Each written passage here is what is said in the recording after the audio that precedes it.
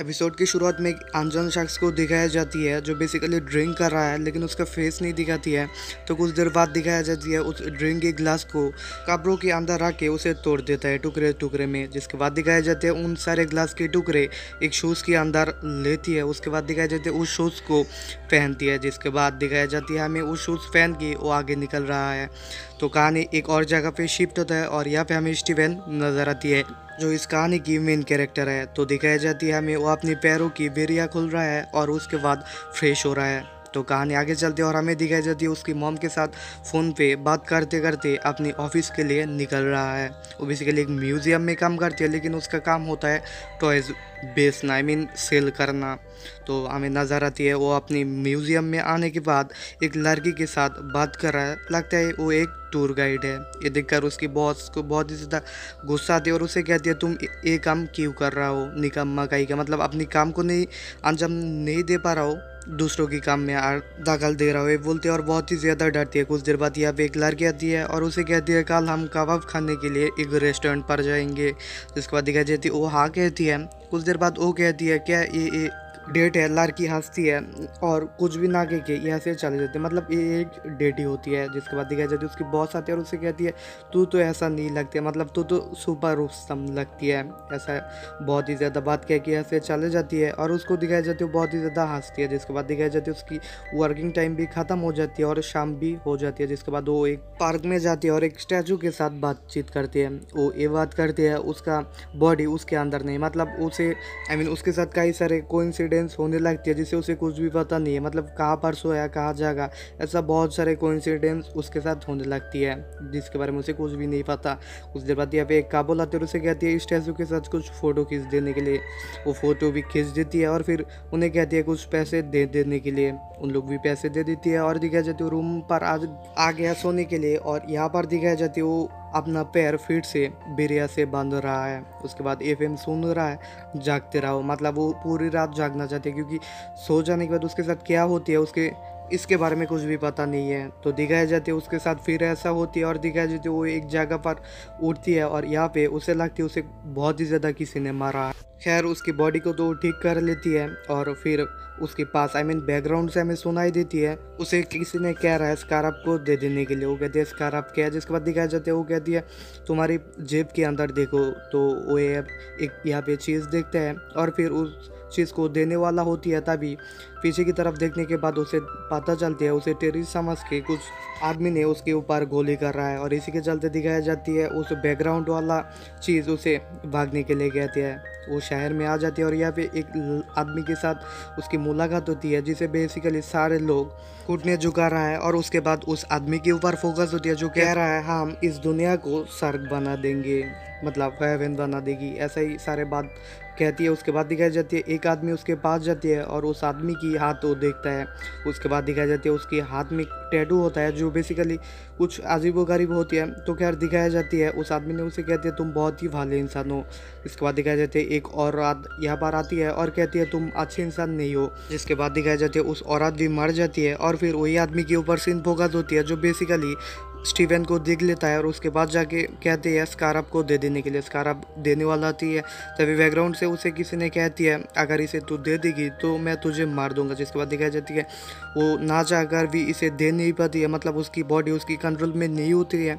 और इसी के चलते दिखाई जाती है कुछ बॉडी गार्ड आके उसके यहाँ से ले जाना होता है। तभी कुछ देर बाद दिखाई जाती है उसके साथ फिर इंसिडेंट्स होने लगती है और उन सारे आदमी मर जाती है, मतलब वही मारा है लेकिन उसे कुछ भी नहीं पता है। सब लोग देखा वही मारा लेकिन उसे कुछ भी नहीं पता, ऐसा ही कुछ होती है। जिसके चलते दिखाए जाते उसे कुछ भी समझ में आ रहा था और ऐसे के चलते यहाँ पे मौजूद एक वैन को लेकर वो भाग जाती है, लेकिन उन लोग भी उसके पीछा करती है और ऐसे ही चलते रहती है कुछ देर। तो चेसिंग चलते चलते हमें दिखाई जाती है एक आदमी उसकी कार के अंदर इंटरव्यू हो जाती है।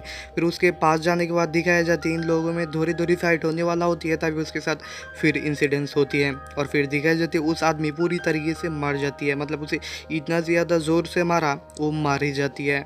जिसके बाद दिखाई जाती है वो फिर शॉक हो जाती है क्योंकि वो अपनी बेड पर ही होती है और उसकी नींद से वो जाग जाती है। उसे लगती है ये सपना है, इसलिए इसे कैजुअली छोड़ देते हैं। जिसके बाद दिखाई जाती है वो फ्रेश होती है, फ्रेश होने के बाद दिखाई जाती है उसकी फ़िश के ऊपर वो देखते हैं, तभी वो कहती है ये इसके अंदर तो मतलब इसके पास तो कल सिर्फ एक ही पंख था, एक दिन में एक पंख कैसे। इसके बाद दिखाई जाती है वो वही शॉप पर आने के बाद कंप्लेन करती है और इसी के चलते उसे घर की अंदर नजर जाती है। उसे पता लगती है क्योंकि आज उसका डेट है, इसके लिए दिखाई जाती है वो सीधे रेस्टोरेंट के लिए निकल पड़ती है। रेस्टोरेंट में जाने के बाद कुछ देर बैठती है, लेकिन उसकी गर्लफ्रेंड अभी तक नहीं आती है। कॉल करती है, कॉल करने के बाद पता चलती है 2 दिन पहले की कहानी। आई मीन 2 दिन बीत गया, मतलब उसे आने के लिए कहा था फ्राइडे और आज है संडे। मतलब वो कल ही सोया था, लेकिन फिर भी 2 दिन कहाँ से गया उसे कुछ भी समझ में नहीं आ रहा था। इसलिए घर आने के बाद कुछ खा ही रहा था, तभी उसे एक किस और एक फ़ोन मिलती है। फ़ोन में बहुत सारी कॉल आती है और एक आदमी की आई मीन एक लड़की की कॉल आती है जिसका नाम है लायला।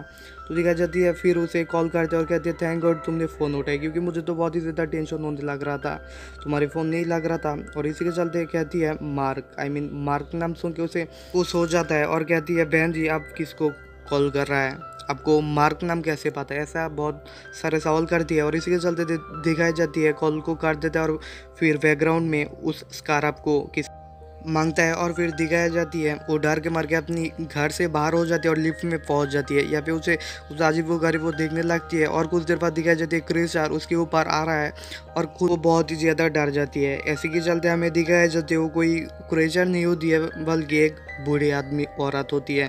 जिसके बाद दिखाई जाती है उसकी होश आती है, फिर वो एक बस में है। तो ये प्रेजेंट की कहानी कोई फ्लैशबैक की कहानी नहीं है, लेकिन उसके साथ कई सारे अजीबो गरीबो कोइंसिडेंस होने लगती है। जिसके बाद दिखाई जाती है वो बस से उतर जाती है और फिर वही उसकी जॉब आई मीन म्यूज़ियम में आ जाती है। अभी उसके दोस्त के साथ ये सारे बात वो कहने वाला होती है, तभी उसकी बॉस आती है और उसे कहती है काम पर जाने के लिए। जिसके बाद दिखाई जाती है वो अंदर एंटर करती है और यहाँ पे कुछ बॉडीगार्ड भी होती है जो बेसिकली वही आदमी का होता है। आई मीन इस आदमी वही होता है जो बेसिकली हाथ देखता है। तो दिखाया जाती है उसे कहती है तुम्हारा ऑस्कर अब तुम्हारी नहीं है, इजिप्ट की क्वीन की है। जिसके बाद दिखाई जाती है हाँ तुम इसे ले सकते हो, ये बात कहती है स्टीवन। और फिर दिखाई जाती है ओ आई मीन उस आदमी ने स्टीवन का हाथ देखता है।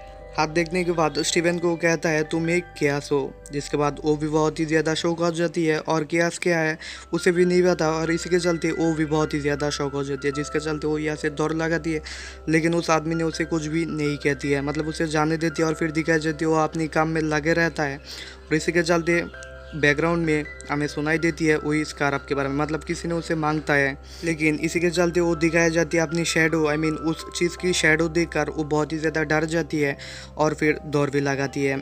इसके चलते दिखाई जाती है उसकी क्रेचर भी उसके पीछे आती है और एक समय एक रूम के अंदर जाती है और उस रूम की डोर बंद कर देती है। उसकी शेडो से कहती है अपने आप को हमारे पास सौंप दो, तुम बच जाओगे, मतलब तुम्हें कुछ भी नहीं होगा अगर तुम नहीं सौंपते हो हमारी पास तो तुम मर जाओगे। और इसी के चलते दिखाया जाती है वो पहले तो नहीं मानते, वो कहती है ये सब ने मैं ठीक है जाग जाऊंगा और सब कुछ ठीक ही हो जाएगी। उसके बाद दिखाई जाती है उसे के साथ कुछ अजीबो गरीबो होने लगती है और फिर दिखाई जाती है वो किसी और चीज़ में बदल जाती है और फिर इन लोगों में फाइटिंग शुरू हो जाती है। और फाइटिंग की बाद की सीन में हमें दिखाई जाती है वो एक क्रेचर आई मीन कुछ अजीबो गरीबो मून नाइट जैसा बन जाती है और यही पे एपिसोड 1 की कहानी ख़त्म हो जाती है। बाकी की कहानी देखनी है तो चैनल कर देना है सब्सक्राइब। मैं मिलता हूँ आपसे अगले वीडियो में, तब तक के लिए बाय, थैंक्स फॉर वॉचिंग।